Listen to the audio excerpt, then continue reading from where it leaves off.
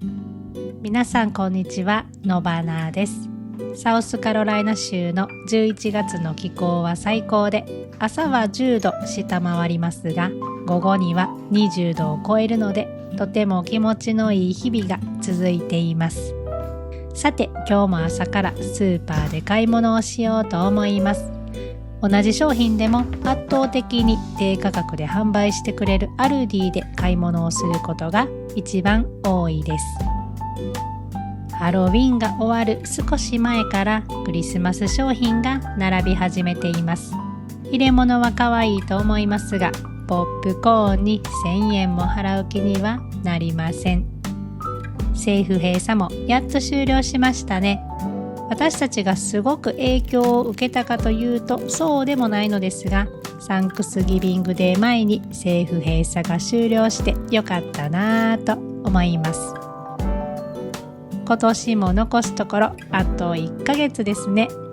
年末年始に向けてゆっくり大掃除していかないとなぁと思っています。サンクスギビングホリデーは9連休ということで、子どもたちをピックルボールキャンプに送りました。毎日2時間の練習が3日間続いたのですが、娘はちゃんとパドルにボールが当たるようになっていました。サンクスギビングホリデーが終わって次は冬休みです。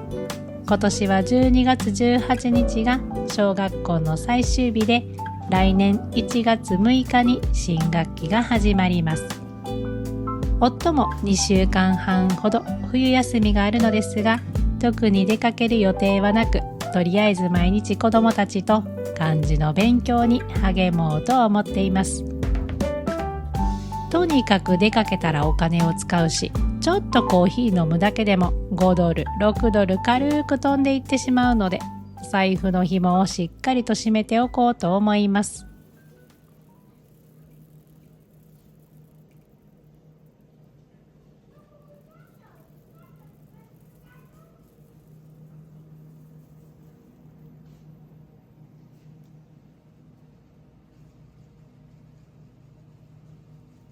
クリスマスプレゼントなんてもう企業が儲けたいだけやんなって思ってしまいますが、私も子供の時にプレゼントをもらって喜んだ記憶があるので、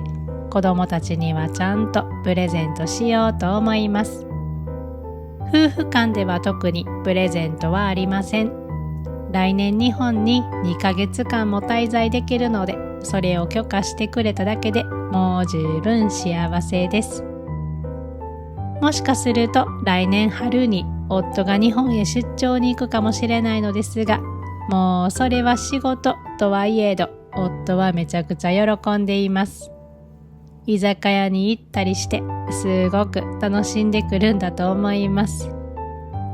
うるさい嫁もいませんし、自由に動けますし、仕事をしつつ楽しんできてほしいなぁと思います。アメリカに住んでいると子どもたちの誘拐のことが心配で、外出中や公園で遊ぶ時でさえもいっつも誘拐の危険があると意識するので疲れることがあるのですが、日本ではどうですか？日本でも子どもの誘拐が増えてきているとは聞きますが、皆さんそこまで意識しますか？治安はお金では買えないですし、先人たちが築いてきてくれた治安のいい日本、清潔で美しい日本が壊されないことを心から願います。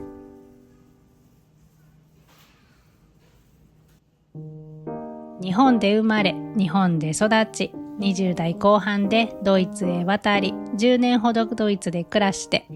そして現在はアメリカにいるわけですが、住めば都という言葉は本当だなぁと思います。もちろん文句を言おうと思えばいくらでも出てくるわけですが、サウスカロライナ州での暮らしも1年半近くなり、英語は本当によく聞き取れないのですが、なんとか日々楽しく過ごしています。最近どこかで鏡は先に笑わないという言葉を聞いたんですよね。こちらが先に笑わないと相手は笑顔にならないということで、自分自身が楽しい、幸せを感じながら笑顔にしていると穏やかな日々を過ごせるもんだなぁと実感します。まあそうは言っても苦手な人はいるし、こちらが笑顔になっても相手が笑顔にならないことなんて普通にあるわけですが。でもサウスカロライナ州の人々は本当にフレンドリーな人が多いので、それがあるからここでの暮らしが楽しいというのもあるかもしれません。生活コストは本当に高いですけどね。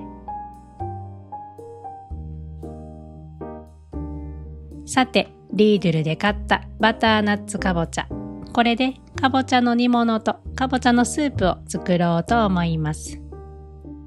去年の夏頃から甘いもの、グルテン、植物性の油、乳製品をできるだけ避ける食生活を試みているのですが、お料理にちょっと砂糖を使うのはありにしました。ゆるーく、そして長く続けるのが一番いいと判断したためです。何でも完璧にするのは逆にストレスを感じてしまうものですよね。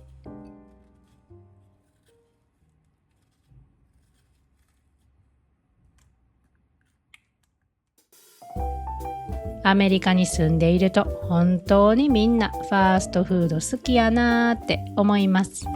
というか外食がすごく好きですよね。ドイツに住んでいる時は家族で外食なんてほとんどしなかった記憶があります。ドイツ人の夫が言うにはアメリカと日本は本当に外食文化でレストランの数がめちゃくちゃ多いとのことですが、確かに日本ってめちゃくちゃレストランの数が多いですよね。アメリカはレストランが多いというよりかはファーストフード店が多いと私は思うのですが、アメリカに来たことがある方はどう思いますか？ちょっと気になってアメリカで一番店舗数の多いファストフード店は何かなと思い調べてみたらサブウェイでした。アメリカ国内に2万店舗あるみたいです。ちなみにスターバックスはアメリカ国内に1万7000店舗あります。サブウェイ、まだアメリカで食べたことがないんですよね。ドイツに戻るまでに一度は食べてみようと思います。マクドナルドは1万3000店舗、ダンキンドーナツが9800店舗と続くのですが、そうやんな、だってそこら中にダンキンあるもんなーって思いました。でも私はドーナツはミスドで食べたいんですよね。ポンデリングは本当に最高です。そしてエンジェルフレンチも大好きです。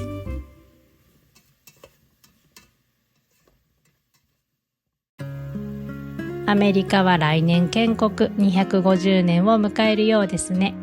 独立記念日はとっても大切にされていて、その愛国心の強さには驚かされます。運転していたらしょっちゅうアメリカ国旗を見かけますし、近所を見渡しても結構国旗を掲げている家庭が多いです。ドイツではあんまりドイツ国旗を見ることはなかった記憶がありますが、ワールドカップの時は家や車、至るところでドイツ国旗を見かけた記憶があります。そういえば来年はサッカーワールドカップがありますね。今回はカナダ、メキシコ、アメリカでの開催となりますが、せっかくのアメリカでの開催なのに、私は子供たちと一緒に日本に滞在中です。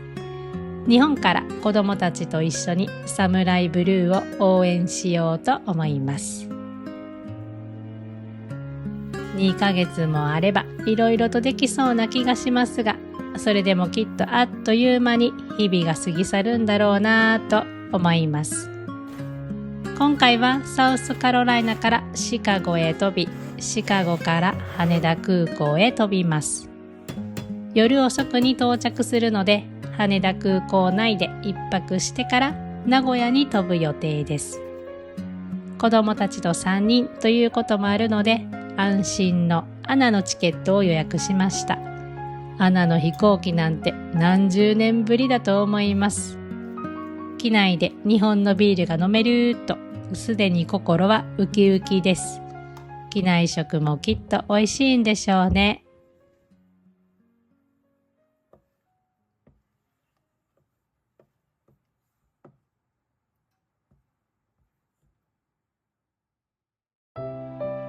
帰る場所があるって幸せなことですよね。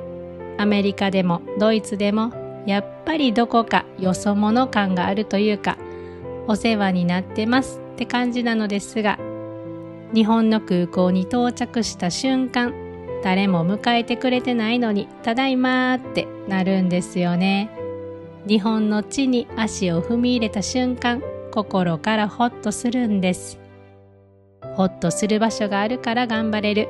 アメリカでの暮らしも残すところ1年半。たくさんの素敵な思い出を作りながら、日々楽しむことを忘れずに過ごしていきたいと思います。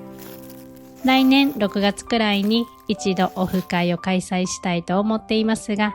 私と交流したいと思ってくださる方がいらっしゃれば嬉しいです。まだ何も決まっていませんが、何か決まればインスタの方でまたお知らせしようと思います。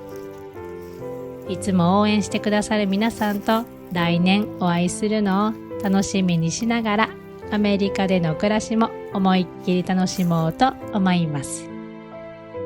それでは今日も最後まで見てくださってありがとうございました。